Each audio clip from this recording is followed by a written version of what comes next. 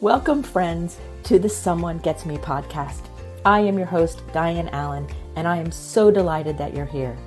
This podcast was created because I believe there is a visionary leader inside each one of us who is waiting to be seen. In each episode of Someone Gets Me, you will hear useful tips from successful visionaries who will share their stories about how being seen has allowed them to take their vision out into the world with action. I am so excited for our guest today. I have Emily Levy with me, coming to you from San Francisco, California, with a beautiful park behind her. And I'm here in Florida, and we're going to talk about advocating, why advocating matters. It's so important sometimes to be the voice. And gifted, talented people, we have a voice. So I've asked Emily to be on the show today to talk about advocating, about her life, about whatever else comes through intuitively. So she's a willing participant in this amazing experience. So come along the ride with us, get a drink, and sit down and get ready for an exciting conversation. So welcome to the show, Emily. Thanks so much. This sounds like it's going to be fun. I'm really glad you invited me, and thank you for that. Well, everybody, I met Emily through a mutual friend who said, oh, you have to have her on the show. Now, Emily also has a podcast, and she has all kinds of amazing things she's doing around elections. So we'll talk about that a little later in the show, and you'll also find all that information in the show notes because I think it's a very important topic. But let's first start with who Emily is. So she lives in San Francisco. We got that part. But Emily, tell us a little bit about where you were raised, kind of how your life has unfolded, and end up with a little bit about how did you become an advocate? How come that's important to you? Okay, that actually starts at the beginning of my life. I grew up in San Francisco, though I actually just recently moved back here after a little more than 30 years away. I grew up in the 60s in San Francisco, being taken to protest against the Vietnam War by my parents and walking precincts for candidates my parents believed in. And so from a very early age, I was involved in kind of seeing how people work for what they want in their communities, and also kind of around with a lot of turmoil going on with the war and the Summer of Love and all that kind of stuff that was happening. And there was a lot of action about in San Francisco at that time. So that's where I was raised, and have lived in California all my life except for short periods of time elsewhere. And let's see, that 30 or so years that I was gone from San Francisco was mostly in Santa Cruz, where my former partner and I adopted and raised 4 kids who are now adults. And so I think we picked about the hardest way to become a family that anybody could possibly choose, including adopting a pair of siblings who were 10 and 11 years old from a country, from Malaysia, and having them arrive not speaking any of the same languages that we spoke. So I guess I have always risen to challenges in various ways, and I really trace my activism and advocacy work back to toddlerhood, when my biggest complaint was it's not fair. And I think it's partly a function of the privilege that my family had, that I had this idea that it was possible for things to be fair, or that they were supposed to be fair. But it, for as long as I can remember, has really not been okay with me when things aren't fair. And so my whole life, I have done what I can to make things more fair. And that started, like I said, I was being taken to protests and things like that. But I remember in 4th grade, I started a petition in school for girls to be allowed to wear pants to school, because that was not allowed at that time, and it wasn't fair. So that was kind of my first leadership act, I would say. Before that, I was following what my parents were doing. So that's really where it comes from, is this just, I can't bear it when things aren't fair Oh my God, I love it. It's like it's in your DNA. It's Absolutely. so you didn't wake up one day and go, oh, I think I'll go be an advocate. You like came out of the womb that way, and your parents just fostered it. And of course you've taken the difficult road. Like it makes total sense to me. Yeah, and it's like, when I was a kid, it wasn't Black Lives Matter, like that's what it was. Like my sister got a bigger cookie. I'm not saying, that I had a great ability to have like analysis of the social situation at that time. It was, it was your family issues sometimes between siblings and stuff that originally got to me, but it extended outward pretty quickly.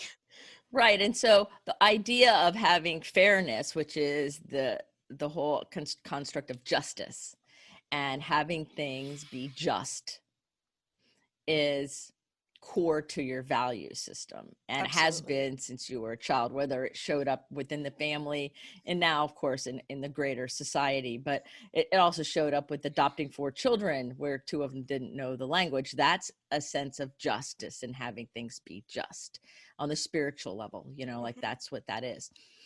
So did you ever have any challenges in school growing up, being that you were kind of like the petition kid and standing up for justice? Like, Uh, how did that I had work to out? academically, I had to make my own challenges. So um, I remember we would have like 20 spelling words a week, and we were supposed to put them into sentences. And some teachers insisted on 1 word per sentence, and some teachers let us use more than 1 word in a sentence. So I would challenge myself to get all 20 words into 1 sentence because I was bored out of my mind at school.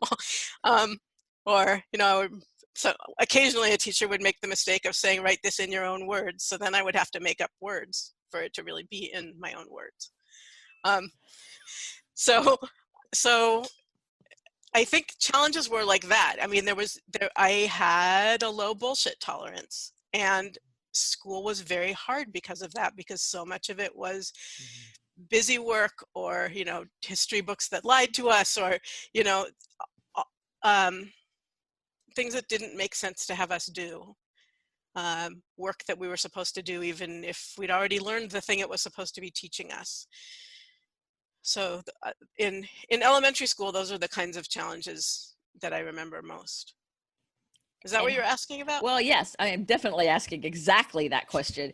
And so how did you navigate that, where you had to kind of create your own challenges in order to stay interested in any way? Because it obviously was not, school wasn't stimulating enough. It wasn't matching your skill set. So did you have a hard time with that?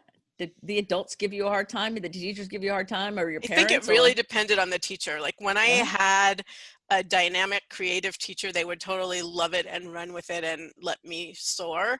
And when I had more narrow-minded teachers, we would butt heads. wow.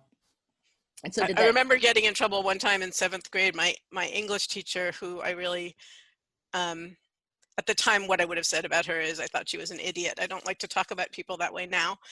She called my mother and said, I don't know what to do about Emily. She just sits there and glowers at me. So the teachers didn't call home very often about me, but when they did, it was memorable. And so what did your mom do? Like, how did Um, she handle the fact that her daughter was an outlier in a way, a maverick, a gifted kid? So you were a gifted kid in a non-gifted school, trying to find your way and stimulate yourself to keep yourself interested. So how did your parents handle that? Well, one of the things I remember is in 6th grade, we had a teacher who actually turned out to be an alcoholic, and I didn't know it at the time, but she was always drunk at school. But she would, the reading program was this self-paced program that was a series of workbooks, and you took a test at the beginning to see which one you were in, and then you would do a bunch of pages, and there would be a self-test, and you do a bunch more pages, and then you were supposed to raise your hand and say that you needed the teacher to test you. And I tested out of the top of the series when I took the placement test. And so she said, so there wasn't a book in that series that was at my level. And I think there were a couple of other kids that that was true of as well. And so she said that what I was to do was stand at the front of the classroom and wait for the kids to raise their hands saying they were ready to be tested and write their names on the board so the teacher knew who to test. And that's what I was supposed to do during English time. And my mother heard about this and stormed into the school, after school to talk to her. And she said, that is not a reading program for my child. You figure out, it was also, I was horrified by it because it was, I was supposed to also be looking for if they were cheating, and that was not going to help me socially to have that role. So my mother went in and said, you've got to figure something else out for her. And so she did. She reached down and opened a cabinet and pulled out a more advanced book and handed it to me. So, that she had that available, but just hadn't offered it up.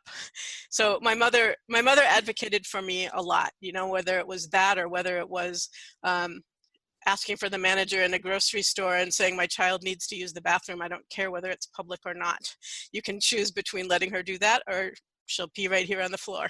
And we always got to use the bathroom that way. So when you talk about advocacy, she was a great model for me in that way. I was just thinking that, like a lot of kids need parents that advocate more for them, Yeah. And so your mom was the great role model advocate, and she pushed the envelope enough to make sure you were getting your needs met, which, we would hope that every mother would do. Yes. And, but that's not the case. So that's a really funny story. That's hilarious. And the teacher had the book right there. Yep. And was going to take the easier, softer, avoidant road had your mom not advocated. And that's part of the power of advocating, is using your voice, right? Absolutely. I love that story. That cracks me up. So you went through high school. How did high school go? Was high school more challenging as you got older? High school was more challenging, and I was fortunate to be able to go to an alternative high school that was actually private, where there was a lot of independent work, and there was no holding anybody back there from what they wanted to get involved in. So that was, socially it was a really hard time for me, but academically it was a lot better than elementary school and junior high had been. So socially is usually the difficulty for most gifted people, especially in high school, teenage years. And so what were some things that, if you would have had that support at that time, if any people would have known, the adults would have known, what you think could have helped that teenage girl not feel so socially not in the groove? Oh boy. Well, one thing was that I was struggling with my sexual identity, and it was the 70s, and it wasn't, nobody was, I'm a lesbian, nobody was out, there was no information available, there was no one to go to talk to with questions about that. So that certainly would have made a big difference, and hopefully is very different now in most places, though I don't believe it is everywhere. Certainly not everywhere around the world, and even in the United States, I don't think that's true everywhere. Right. So I think that would have made a big difference. I think, a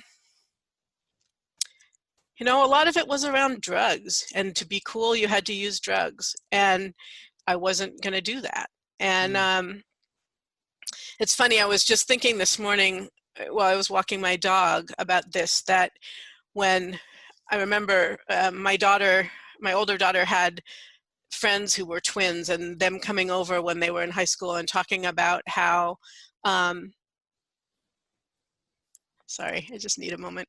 The house they came over to just burned down. I don't live there anymore. I haven't lived there for 20 years, but as we're recording this, the fires are going in California, and that house just burned down 2 nights ago. And this is my first time of kind of remembering something that happened in there, knowing that it no longer exists. So, so they came over, these twins came over, and they were talking about how they would get teased for being dorks at school, and not being cool. And I thought about it, and I said to them, the people who I know, like me, who are like that in high school, are much happier with their lives now than the people that I know who were the cool kids who were using drugs, or, who were more who were more in the in crowd in high school. Right. And just to kind of hang on. I don't know how helpful that is, to be told to hang on, because a few years seems like forever when you're that young. But I think some of it is, well, there's certainly a huge part about having enough resources that the adults in the environment can pay attention to each kid and what they need. Mm-hmm. Yes, absolutely. And that, because there's no blanket answer for what everybody needs other than to be listened to and for someone to get them. Mm-hmm. Right. I always say that the two biggest human needs are to be heard and understood. That's the someone gets me.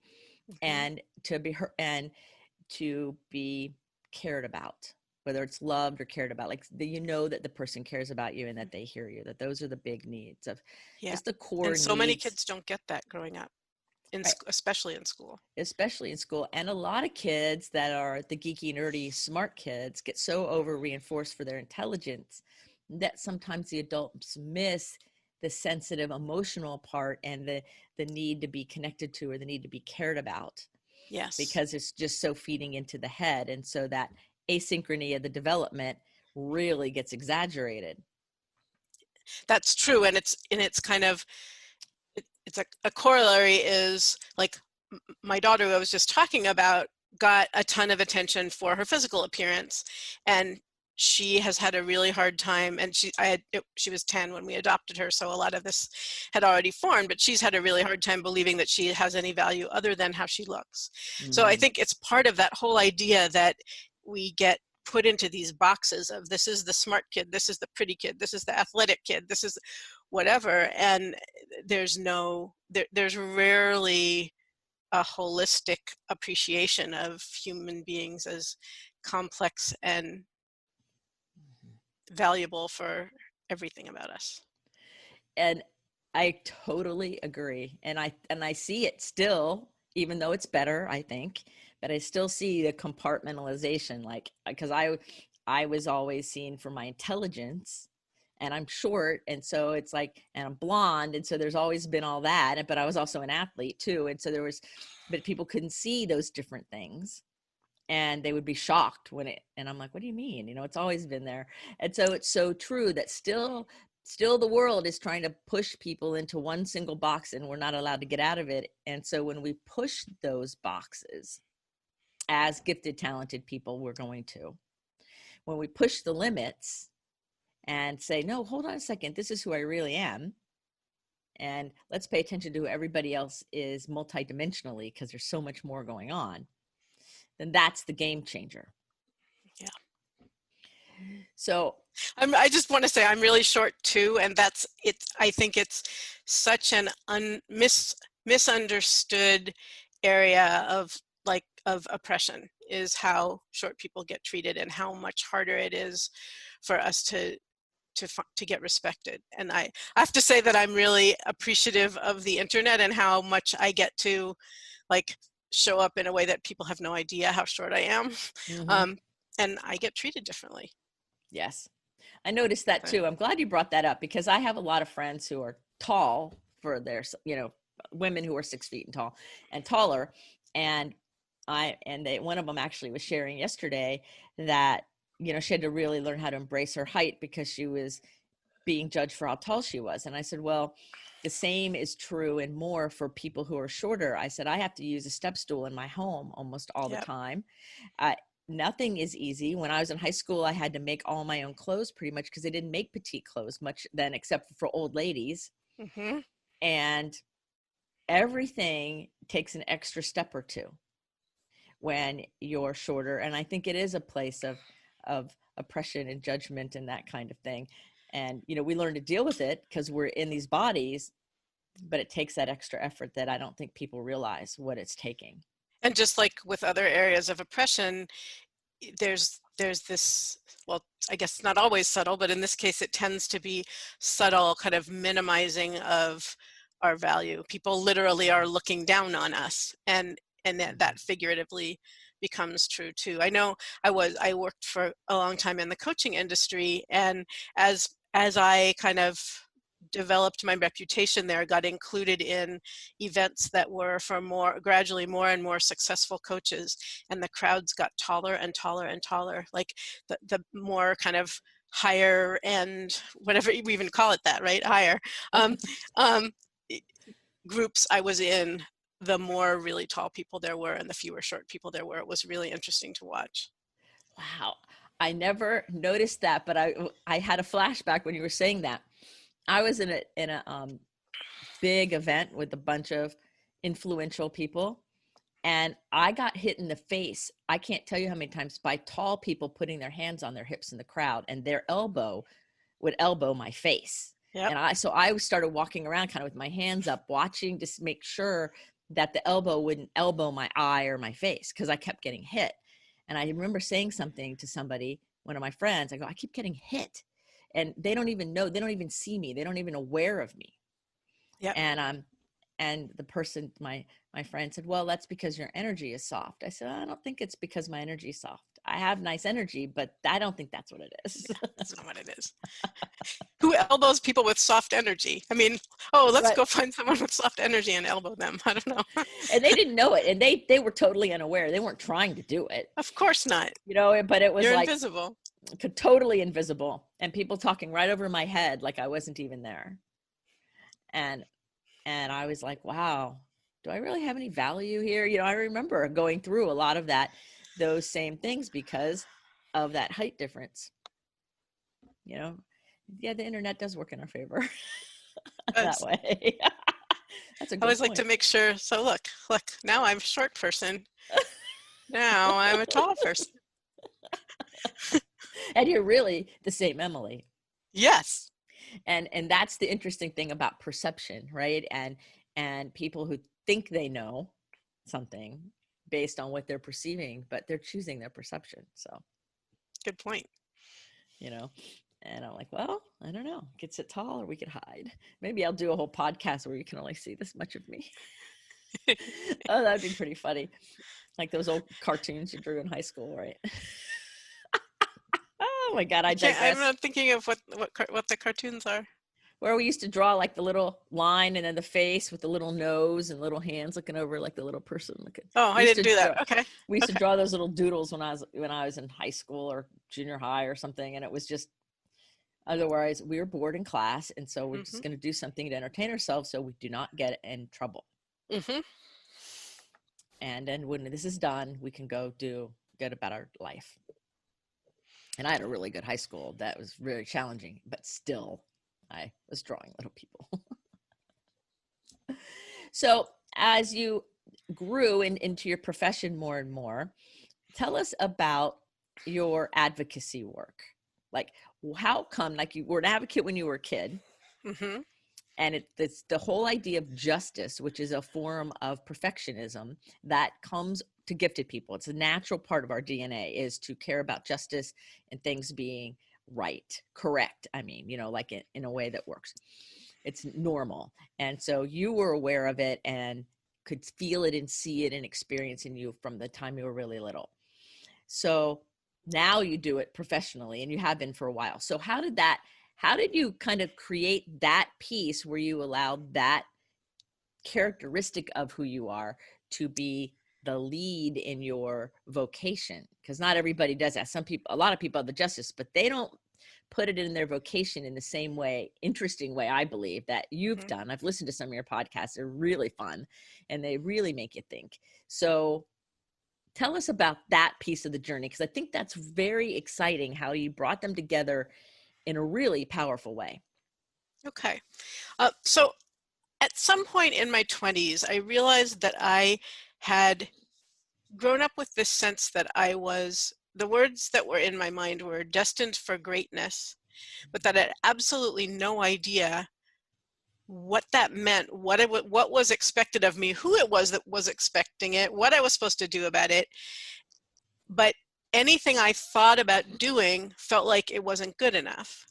And at the same time, around the time or actually a little earlier than this, as I hit adulthood, I got a chronic illness and became disabled and was really limited in my ability to interact with the world for about 30 years from that illness. And then mostly recovered from it about 10 years ago. So, so in the time of my life when we're, at least in the United States, expected to figure out what our career is going to be, I wasn't able to have one. Okay. And so I was pretty much homebound, and I didn't have very many hours a day where I could do much other than take care of myself. So as I gradually, it also gave me a lot of time to think about what I wanted to do, but I didn't know if I would ever be able to do any of it. So it's a little bit hard to figure out how to answer your question with that as sort of the background of what was going on. But I think this is maybe the place to go with it is, so as I mentioned before, my former partner and I adopted 4 kids, and the first 3 we adopted were already older. The first one was 5, and then a year and a half later we adopted siblings who were 10 and 11, and then a few years later we adopted a baby. So she's a lot younger than her 3 siblings. And there's a way in which I thought of raising my kids as my work in the world, which will be familiar to the parents who are listening. Sure. And specifically that I thought about it as my social change work, you know, to raise these kids who all had a really rough start, and to try to do it in a way that instilled some values in them about justice and that sort of thing. But when my youngest came along, I realized my oldest kids didn't see me as an advocate or an activist because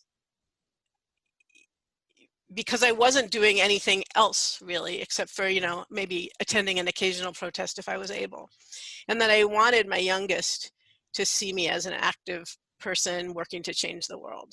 And I mean, I wanted them all to see it, but I kind of felt like I had missed the boat with the older ones. And then it was time for me to get involved in another way. And I didn't know what to do. There were so many issues that I cared about, and it was really hard to choose which one to work on. And then one night I went to the movies to see a movie called The Corporation, which is a really horrifying documentary about how horrible corporations are. And I happened to be sitting in the movie theater next to the receptionist at my doctor's office. And the next day I went into the office for an appointment, and I said, "What did you think of the movie?" And she said, "My husband and I were up it was horrifying. My husband and I were up for hours talking about what are we going to do about it." And I said, "Great, what did you decide?" And she said, "Oh, we're not going to do anything." Wow. And I went out to my car and I spent an hour writing about that, and about how, like, kind of discovering in myself this passion for helping people figure out what it is they can do and actually do it, not just sit around talking about it. And that was kind of the first time that I really felt like I knew what that greatness was supposed to be for me, you know, that what I was here to do was to help people find their own way to make the world better and give them the support they need to do it. And so so at the time I was working, I had a business because it was what I could do with my health, the way it was, working from home as a medical transcriptionist, which is about the most boring thing you could do for a living. And I don't know, maybe that's not true, but it's like, it's very repetitious, and you have to sit really still, and you could do your laundry at the same time, but you can't drink a cup of coffee at the same time. It's very peculiar. Anyway, not really our point. So I decided the first thing that I would do, having had this revelation, was teach a class and see, like, just experiment with how can I help people with this. So I just offered a class in my community, put signs up around on bulletin boards that said, I was offering this little class. It was called From Good Intentions to Powerful Action, How to Make a Difference. And I had 6 or 7 people in it. It was 6 weeks long, and it really, I could tell that there was something there, which was really what I wanted to find out. And that was in 2004. 2000, is that right? Yeah, that was in 2004. I feel like I'm getting away from your question. Am I? What I want to hear, which is exactly what you're saying, is how did you transition from being an advocate to professionally being an advocate, which you're exactly saying. Okay, great.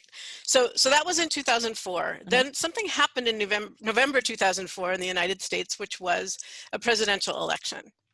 This was the George Bush running for a second term. I won't say re-election because he wasn't elected the first time. He was installed by the Supreme Court, basically, and it was George W. Bush running for his second term, and John Kerry running for his first term. And I ended up volunteering with a statistician who was on his own doing a precinct level statistical analysis of whether or not the election had been stolen in the state of Ohio, which was the state that if it had gone to Kerry, Kerry would have won. If it had gone to Bush, Bush would win. And I didn't know a lot about elections then, but it seemed like something had happened that wasn't fair. And as we know, that's your when hot I think spot. Something's not fair, I have to do something. So what I did know how to do, because I was a mom and because I'd done various projects, is I knew how to run a project. I knew how to coordinate a project, and I ended up coordinating this project for this statistician. And so I found the people and assigned different roles to them based on what they were good at, and took his research and tried to get it out into the world, which was very hard to do, and things like that. And through that, I came to understand a lot more about what the problems are with the election system in the United States, and how our votes, it was not all our votes at that time, but it is virtually now, are counted by computers, and those computers can be programmed to produce any result regardless of how people vote. Do you think I thought that was fair? Absolutely not. That got a fire lit and you're like, no tomorrow. Exactly. And so I ended up getting some positions being paid to work on getting rid of those electronic voting systems, and running investigations of elections and training people to observe the processes that happen in an election office after an election and things like that. And through that, learned how to build a website, and write a blog, and run an email list, and all these kinds of things that people need to do in order to run a business online. I was learning about it from an organizational perspective, working for these election, they called themselves election integrity groups at that time. And, but it wasn't enough to make a living. And then I really still wanted to do this thing that little community class was about. So I went to a business training to learn how to make that into a business. And the leader of that training said to me, nobody's ever going to pay for that kind of help of how can I work for social justice? No one's ever going to pay you for that. Find something else to do. And I was really devastated by that. And at the same time, I saw something happening in that training that I thought wasn't fair, which was all these people had paid for this training, and they were learning how to have online businesses, but they didn't have the technical skills to do the stuff that they were being told to go do. And I knew how to do that stuff.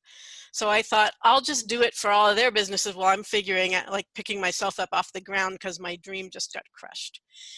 And so I ended up, for about 8 years, having a business where what I was doing was helping coaches and holistic health practitioners and other service-based small businesses get their businesses online. So I was building websites and teaching them how to do email marketing and teaching them how to do social media and all that stuff, which, I mean, usually people learn stuff like that in business and then take it into the nonprofit sector. And I had kind of done the opposite. Right. Yes. But it wasn't filling me up. I was helping other people go after their dreams, but my own had been crushed. Right. And and I kept thinking, you know, if I would think I want to get back to this thing I wanted to do, I didn't believe that it was possible. And eventually, and what I said to myself, I still had my youngest at home, who, as I said, is much younger than my other kids. And I thought, I just need to do this thing that I know I can make a living at, even though it wasn't always a great living, of working with coaches and holistic health practitioners until she's on her own. And then I can focus back on this thing that might not make any money. So every time I kept trying to go back to this, helping people figure out how they want to make change in the world of business, something would pull me away. And often it was an election project. So all those things were going on at the same time, of me like trying to do this one thing and then elections pulling me away over here and needing to make a living pulling me away over here. And a couple years ago, really after the 2016 election, so it's more than a couple years ago, I thought, if people aren't willing to pay now for getting help figuring out how they can make a difference, they never will. You know, like if it's ever going to be possible to do this, now is the time. So I focused myself again on that effort, ran a class with a very similar title to the one that original one. I think it was called From Good Intentions to Powerful Action for Social Justice, How to Make a Difference, something like that. I started a brand that's it's powertomakeadifference.com, and have taught some online classes, led a retreat, have done some of that work. And I also kind of knew that with the gravity of the situation in the United States and the world right now, that when this 2020 election was coming around, I was really going to need to focus on that. So I kept wanting, I guess in conclusion to your question, I kept wanting to make a living doing the stuff that mattered to me. And it took me, like, I haven't figured out how to do that in a consistent way yet. And I started this new organization, which you mentioned at the top of the interview, in January of this year. And I am now getting paid to do that work. And it's hard to know how long that will last, but for now I'm getting paid to do that work. So I feel like I have brought together a bunch of the pieces that I've been assembling in my life all this time about kind of how to make a living doing work, making the world more fair. Right. And as you're speaking, I'm thinking, well, that's the trajectory of almost every gifted person. Is the vision keeps following us around, the calling keeps following us, and all these other things keep happening. And then right around the time we're 50 or so, it all weaves together and creates the vision. And so the trajectory of somebody that has these deep burning issues going on is not the same as everybody else out there. It doesn't look the same, no matter what. It just doesn't look the same. And so we weave them all together, and then something more amazing comes out of it. And so that is when you founded Scrutineers, which I think is a great name. Thank you. So tell everybody. It's a word, actually. It's great. It's what election monitors and investigators are called in some other countries. And I discovered it watching an Australian TV show, and I loved it. So so actually what happened and how Scrutineers came to be is, first, the name came from watching that TV show, and I, like, the next day went out and bought scrutineers.org, and but I didn't know what it was going to be. I just knew something sometime was going to be that. And then, in order to develop my Power to Make a Difference course, I was taking a training about how to use an online tool called Mighty Networks, which is it's a platform for creating online communities, membership sites. And I wanted to use it for my class, but the more that I learned about it through their training program, the more ideas kept coming to me about how that particular platform could really serve the election protection movement that I was a part of, and do something and fill some gaps in the movement that I thought were missing. So by the time I finished that course, I had kind of taking that course, I had set aside the idea of focusing now on power to make a difference, and realized that what I really wanted to do was build an online community within Mighty Networks to work on election protection. And so I already had the name, and I brought those together, and it took a few months to kind of get it up and running, and we launched in January. We have 600 members at the moment. We're growing really fast. We're hoping the plan is 10,000 by the election, and because our growth strategies are exponential, I think we'll get there. And we're teaching people how to do election monitoring, how to look for. So there's kind of two parts. There's protect the voters part and protect the votes part. The protect the voters part is about fighting voter disenfranchisement, trying to make sure that everybody who has a right to vote gets to vote, and eventually also expanding the right to vote.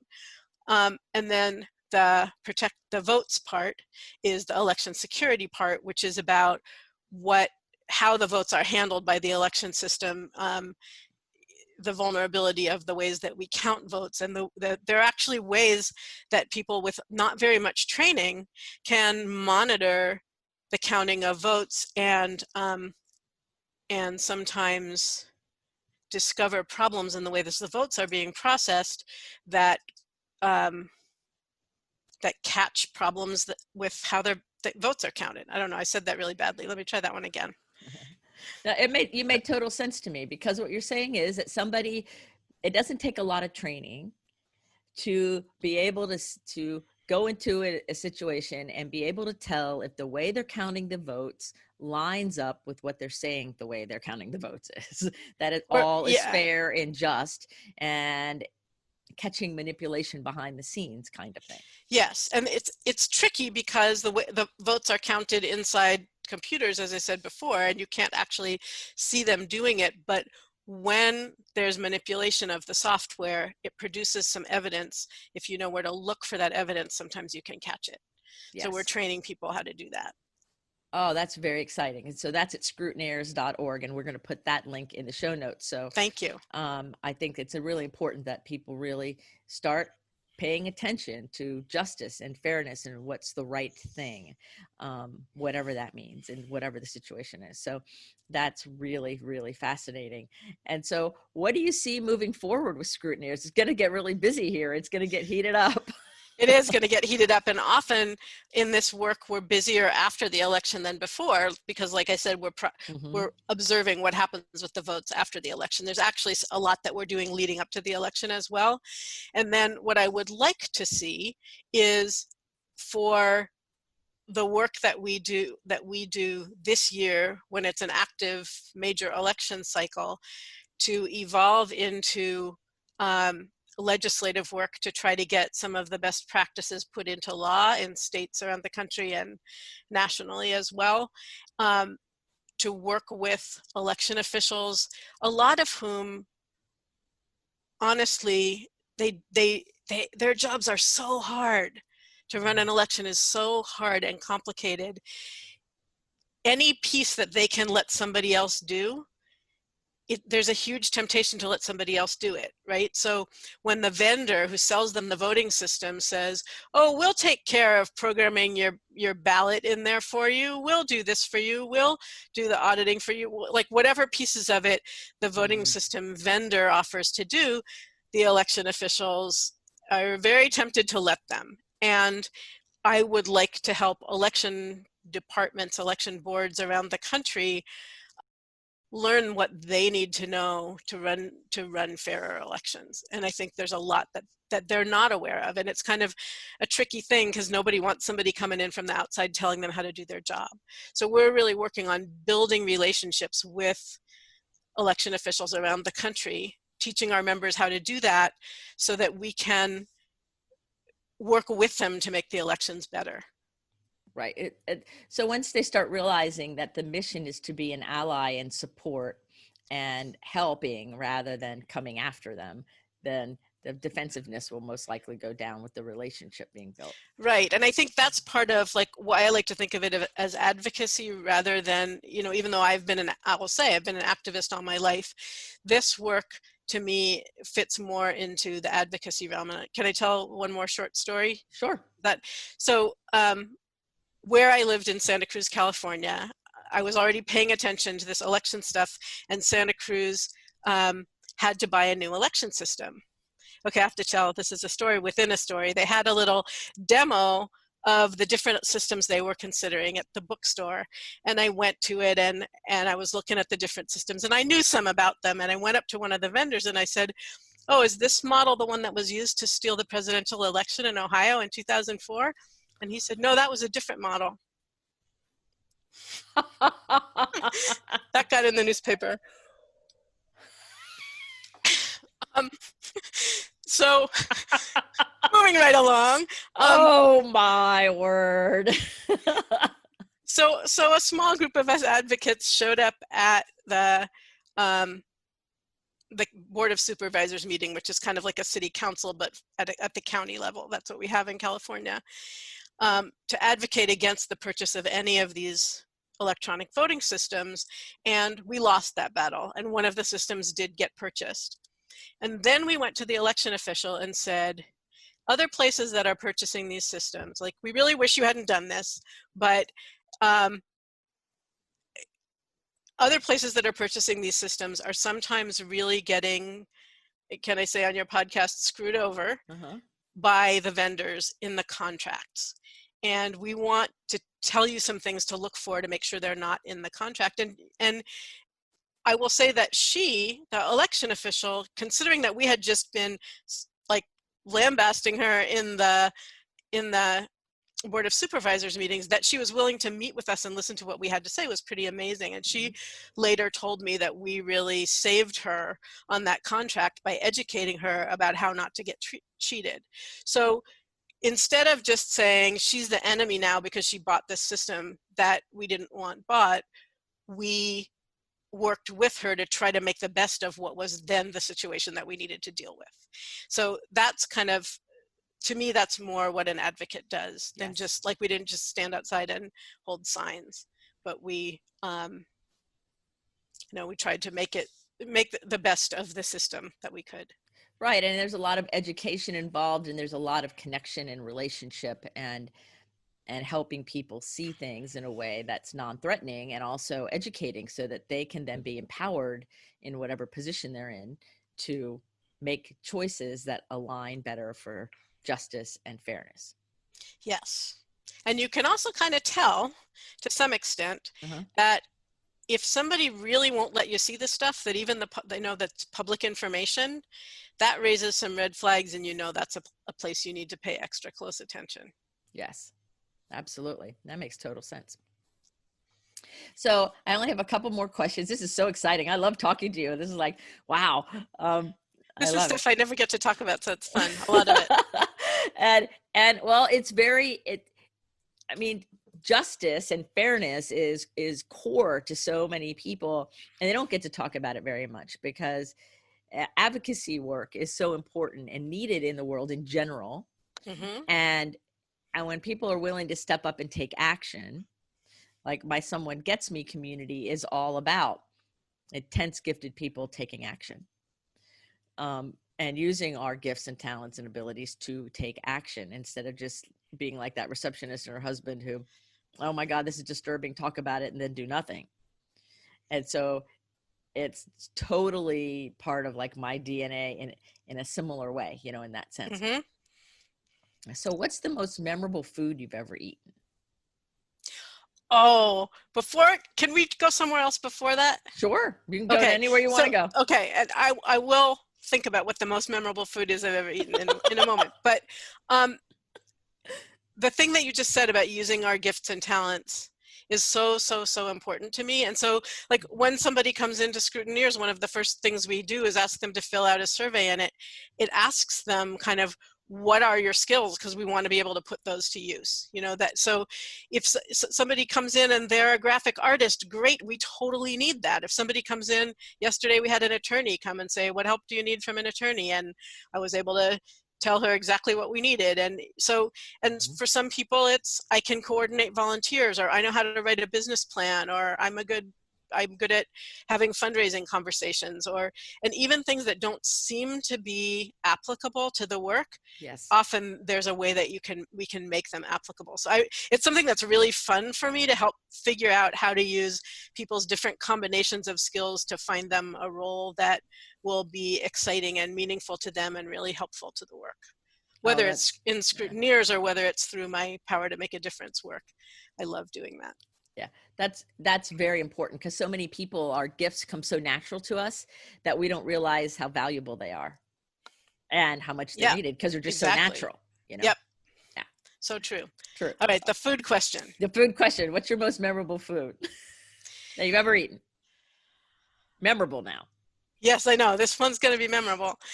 There was this tiny hole-in-the-wall sushi restaurant in San Francisco that I used to go to, like, starting 40 years ago, and it's not there anymore, so don't try to find it. But it didn't even have, actually I was going to say it didn't have a sign. It did have a sign, but the sign was blank. You just had to know about it to go there. And after a while of going there and loving it, they added a thing to the menu, which was dessert sushi. It was chocolate or vanilla Haagen-Dazs sushi. And I was just not sure about it, but I was curious. And one time I was there with a group of 6 people. I thought we can each just have one bite in case it's awful, because there's 6 pieces in an order. So we ordered one of each. And what I was expecting was like ice cream that had been cut into the shape of a roll and maybe rolled in fruit roll-up or something and sliced. Oh no, that was not what it was.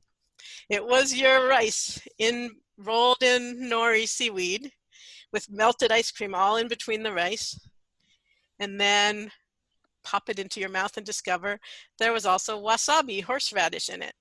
So imagine rice, nori, horseradish, and chocolate ice cream all in your mouth at the same time.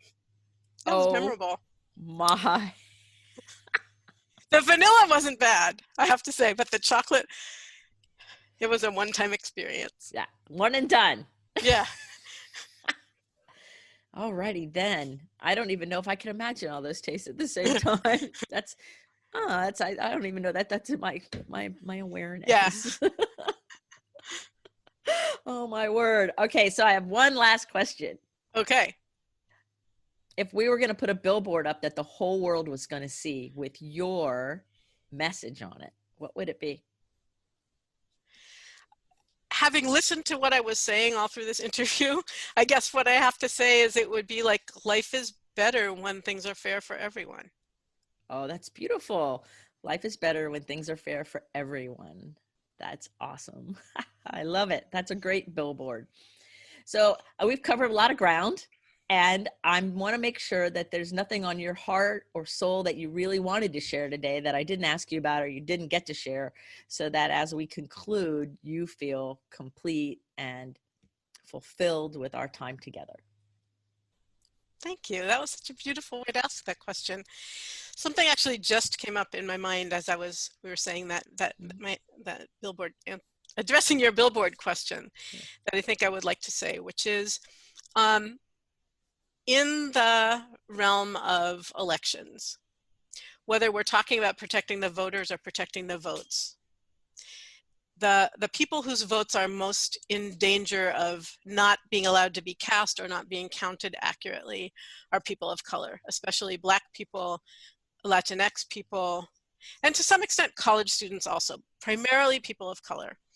And for those of us who are white, or for those of us who have other kinds of privilege, I think it's really important that we, while working for a world where we don't have underprivileged and overprivileged people, that we figure out how to use what privileges we have to help people who have less. And to that end, in scrutineers, we just did a training which is recorded and available for people to watch, called Repurposing Privilege.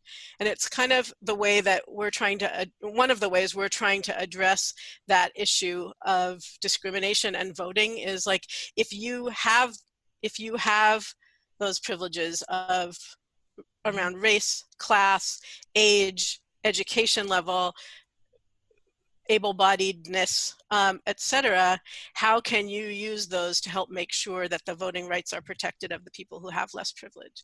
So I think because your audience is an audience of gifted and talented people, that is a privilege to have a brain that works that in those ways and that well.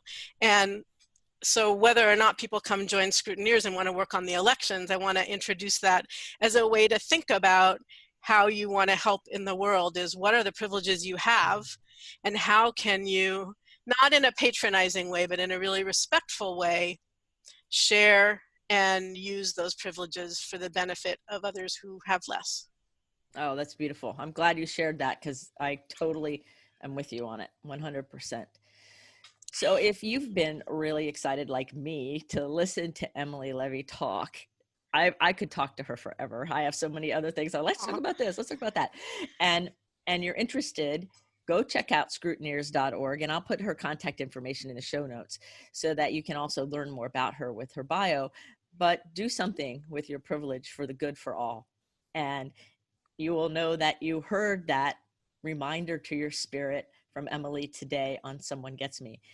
So thank you, Emily, so much for taking all the time to being on the show with us and answering all my questions. And thanks for asking such great questions and for inviting me to be here. Oh, it was awesome. So remember, everybody, to keep your face to the sun so the shadows fall behind you, because you're a rock star and you're here on purpose with a purpose. So it's time that we get out there and we do the right thing for the right reasons. So until the next episode of Someone Gets Me, be well. Thank you for listening. I trust you gained some valuable inspiration and information. Please join me and other visionaries in the Someone Gets Me Facebook group.